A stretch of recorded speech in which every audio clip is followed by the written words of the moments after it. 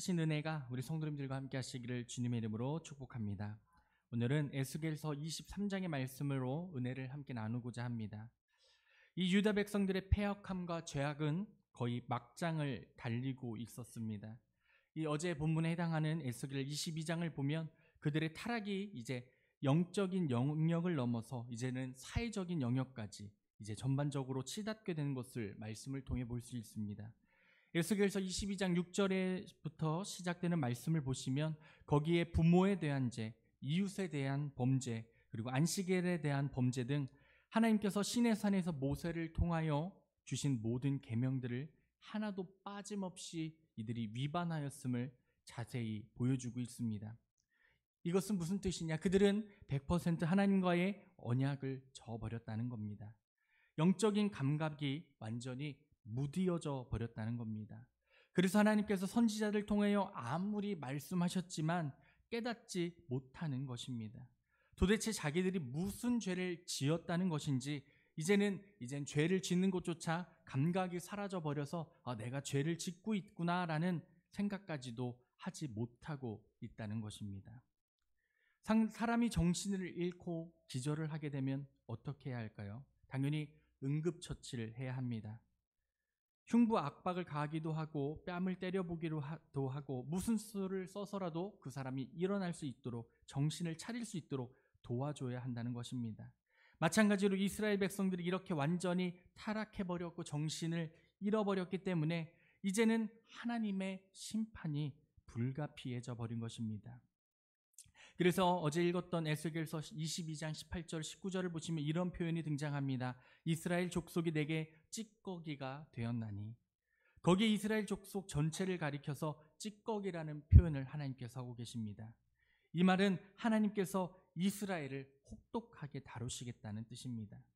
하나님의 택한 백성으로서 마치 귀금속 같았던 이 이스라엘이 순수한 귀금속으로 다시 거듭나기 위해서는 반드시 도가니 속에서 단련되는 과정을 거쳐야 한다는 것입니다.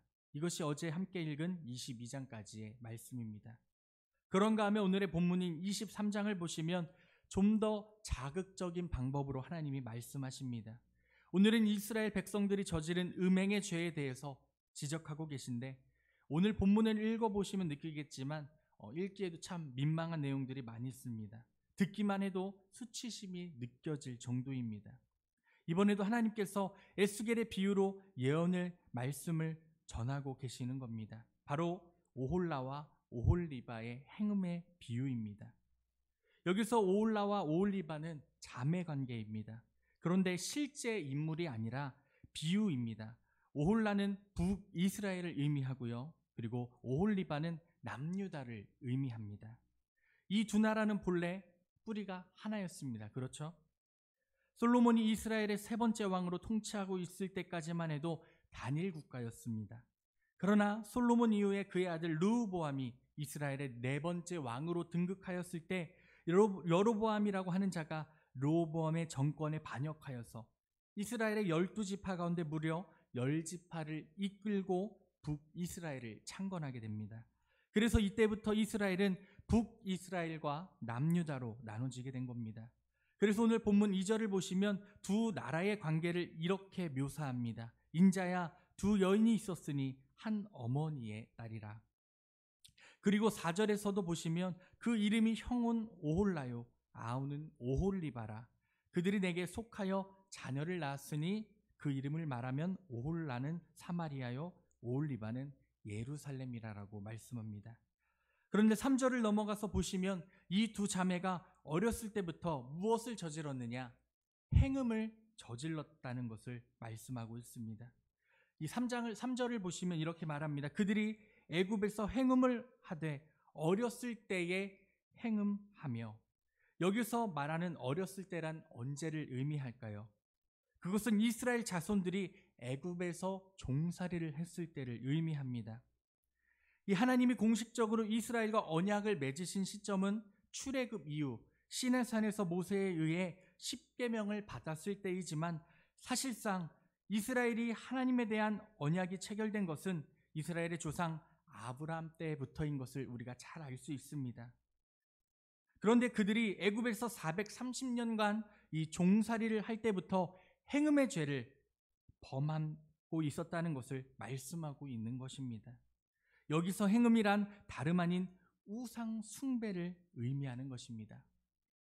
그리고 우상 숭배만을 말하는 것이 아니라 이 우상 숭배로부터 파생된 수없이 많은 모든 죄를 의미하고 계시는 겁니다. 출애굽기에는 이스라엘 백성들이 애굽에 있을 때 고생한 이야기만 나오지 그들이 애굽에서 그 나라의 우상을 섬기고 있었다는 이야기는 나타나지 않습니다. 그런데 하나님께서 그동안 잘 알려지지 않았던 새로운 사실을 지금 말씀하고 계시는데, 이스라엘이 지금까지 지속적으로 우상 숭배의 죄를 범한 것은 결코 하루아침의 일이 아니었다라고 말씀하고 계시는 겁니다. 이 부분에서 우리들이 알 수 있는 사실이 있습니다. 이스라엘 백성들이 애굽으로부터 구원받은 것은 정말로 전적으로 하나님의 은혜였다는 겁니다. 하나님은 그때에 그들의 죄를 묻지 않으셨습니다. 그들에게 죄에 대한 징계나 책임을 묻지 않으셨습니다. 왜 그러셨을까요? 그것은 그때까지만 해도 그들에게 율법이 없었기 때문입니다. 무엇이 죄이고 무엇이 죄가 아닌지에 대해서 그들 가운데에 분별할 수 있는 기준이 없었기 때문에 하나님께서 묻지 않으신 것입니다. 하지만 율법이 주어지고 나서부터는 상황이 달라집니다. 그때부터는 하나님의 법의 기준이 엄격히 적용되었기 때문입니다. 이처럼 이스라엘 백성들은 그들이 애굽에서부터 하나님께 죄를 짓고 있었음에도 불구하고 전적인 하나님의 은혜로 구원받은 하나님의 백성들이었습니다. 그럼에도 불구하고 그들은 하나님의 은혜를 망각하고 하나님이 가장 싫어하는 우상 숭배를 지속하는 범죄를 만들어 그러한 범죄의 역사를 지속해서 진행해 왔던 것입니다. 사랑하는 성도님들, 하나님께서 이스라엘의 죄를 참고 인내하신 세월의 길이가 얼마나 엄청나게 긴 시간인지 이 말씀을 통해서 충분히 아실 수 있을 겁니다.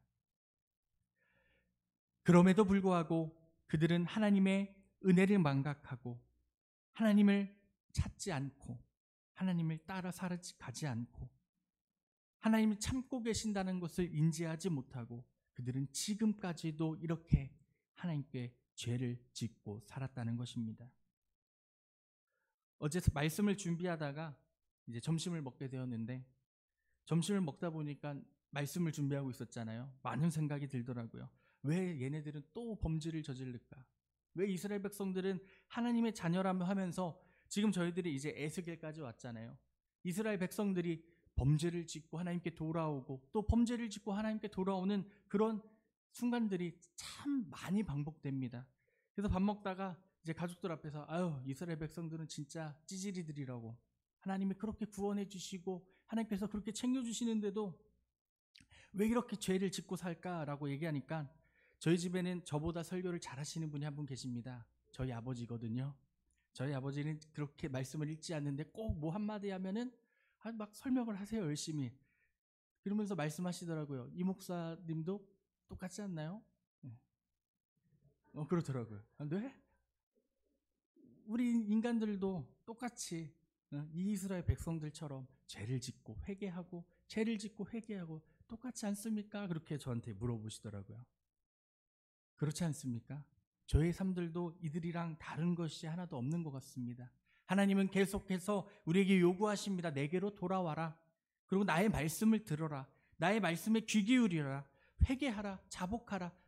나의 이름을 고백해라 라고 말하는데, 우리들은 하나님의 말씀을 깨닫지 못하고 또다시 하나님께서 원치 않는 나만의 우상들을 만들어서 물질이며 자녀이며 우리들의 시간이며 우리들의 삶을 우상으로 변화시켜서 하나님의 음성을 듣지 못하며 살아갈 때가 많이 있다는 것입니다. 사랑하는 성도님들, 이같이 어리석은 자가 되지 않으시기를 주님의 이름으로 축원합니다. 그렇기 때문에 우리가 여기서 발견할 수 있는 진리가 무엇입니까? 우리 하나님의 성도들은 하나님을 떠나 살 수 없다는 것을 기억해야 합니다. 그리고 하나님을 떠나 붙잡고 의지하는 이 세상의 모든 화려한 것들, 돈, 그리고 명예, 세상의 즐거움이나 이 세상에서의 성공이나 번영을 추구하는 모든 이상들은 마치 신기루와 같다는 것입니다. 그런 것들은 우리가 한번 잡았다고 해서 절대로 우리 손에 오래 머무르지 않습니다. 곧 사라지는 것들입니다. 그러나 세상은 언제나 이 땅에서 번영을 약속하고 우리들도 언제나 잘 먹고 잘 살기 위해서 살아갑니다. 그렇죠? 못 먹고 못 살고 싶은 성도님은 없으시잖아요. 그렇죠? 하지만 우리가 이 잘 먹고 잘 살려고 하다가 구원받을 기회를 놓쳐버리고 영생을 얻지 못하게 된다면, 하나님의 천국의 소망을 우리가 함께 이루지 못한다면 그 잘 먹고 잘 사는 게 무슨 의미가 있습니까? 죽음 이후에 영원에서 잘 살지 못한다면 이 땅에서 잘 사는 것이 무슨 의미가 있냐고 하는 것입니다. 이처럼 우리가 이 세상에서 추구하는 것들로 인하여 하나님과 멀어지고 구원의 기회를 영원히 놓쳐버린다면 그 성공에는 의미가 없다는 것입니다. 사랑하는 성도님들, 세상 끝날까지 오직 하나님만을 의지하여서 하나님께 성공받은 자, 하나님께 승리한 자 되시기를 주의 이름으로 축복합니다. 그래서 요한계시록 3장 17절을 보시면 세상 마지막 날까지라는 이 같은 어리석은 성공을 추구하며 사는 인생들을 향하여 이렇게 말씀하고 있습니다. 내가 말하기를 나는 부자라 부요하여 부족한 것이 없다 하나 내 곤고한 것과 가련한 것과 가난한 것과 눈먼 것과 벌거벗은 것을 알지 못하는도다. 만일 마지막 날에 이 같은 사실에 직면한다면 그 얼마나 후회스러운 일이 되겠습니까? 계속해서 하나님을 바라보지 않고 세상 즐거움만 추구하며 살다가 더 이상 후회해도 소용없는 날이 이르러서야 그 사실을 깨달은다면 그 얼마나 이를 갈 일이 되겠냐는 것입니다. 사랑하는 성도님들, 저와 여러분의 손에 하나님의 말씀이 주어졌다는 것 얼마나 큰 축복입니까? 세상 사람들 지금도 이제 명절이죠. 명절이 참 길어졌습니다. 그렇죠? 목금토 주일월화 6일. 근데 저는 행복합니다. 6일에서 하루 빼고 새벽 예배를 다 나올 수 있거든요. 예. 오늘도 원래 제가 설교 순서가 아닌데 제가 하겠다고 했어요. 요즘엔 설교하는 게 재밌거든요.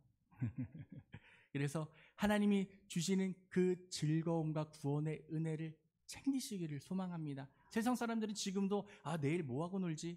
이게 주일이 꼈잖아요. 심지어 그리스도인들도 주일을 끼고서 놀러 갑니다.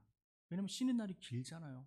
하나님을 찾으러 나와야 하는 사람들조차도 세상의 즐거움과 이득을 찾으려다가 하나님의 향한 그 예배를 잃어버리고 주께로 나오지 못한다는 것입니다.